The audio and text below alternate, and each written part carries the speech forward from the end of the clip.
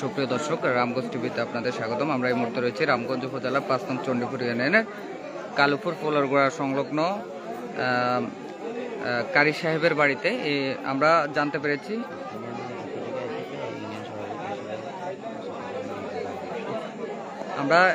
পেরেছি আজ রাত ৮টার সময় এ বাড়িতে কিন্তু একদল দুর্বৃত্ত এসে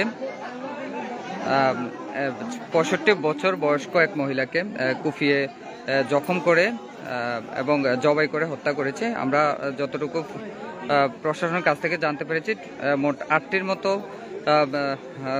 দাগ রয়েছে তার শরীরে।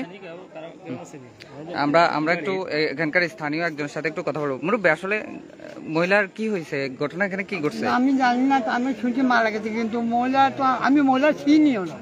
আমরা এখানে আসা যাওয়া করি। ওনার স্বামীর নাম কি? মন্নন, আব্দুল মন্নন।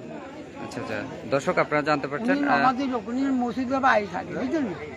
এই মুহূর্তে কিন্তু ঘটনাস্থলে পুলিশ এবং সেনাবাহিনী সহ আইন শৃঙ্খলা বাহিনী রয়েছে। আমরা একটু এখানকার স্থানীয় আরো একজনের সাথে একটু কথা বলবো। ভাই, আপনি কি এখানকার স্থানীয়? আমি চণ্ডীপুর ইউনিয়নের ইসলামী আন্দোলনের সভাপতি। আচ্ছা, ঘটনা কি ঘটছে এখানে? আমরা আসলে লোক মারফতে শুনতে পারলাম যে এখানে এই এশার নামাজের পরপর একটা ঘটনা ঘটছে যেটা হত্যাযোগ্য। তো আমরা ধারণা করতে পারতেছি যে এটাই ডাকাত বা চোর আসছে।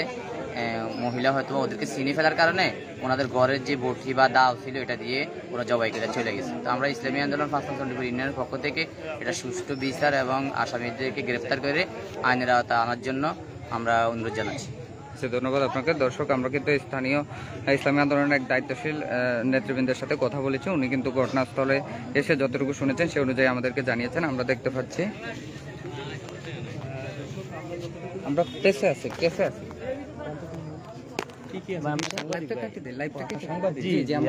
সাংবাদিক ছাড়া তো অনেকে লাইভ করবে না। আপনাদের একটু বলতে হবে, সাংবাদিক আছেন আমাদের কি ছবি